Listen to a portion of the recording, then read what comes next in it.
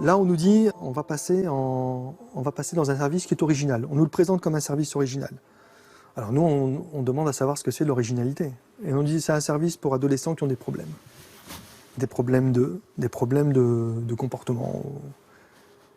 Et là, on ne comprend pas du tout si c'est des problèmes de comportement, mais il n'y a pas de problème de comportement. Mais comme il ne peut pas rester en neurologie, on est forcément obligé de le mettre en psychiatrie. Et c'est l'enfermement, là. Et là, c'est l'enfermement.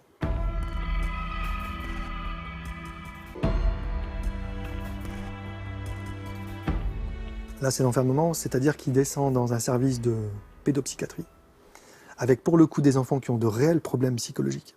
C'est-à-dire des enfants qui ont fait des tentatives de suicide, qui se sont taillés les veines, qui sont anorexiques.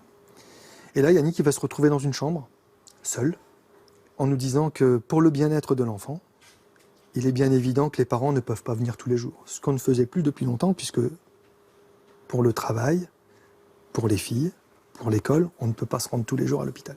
C'est quasiment impossible. Donc on nous explique qu'il faut venir le week-end. On vous fait comprendre qu'au fond, à votre contact, votre enfant ira plus mal. Voilà, voilà. Ce qui est parfois le cas dans le cas de certaines anorexies.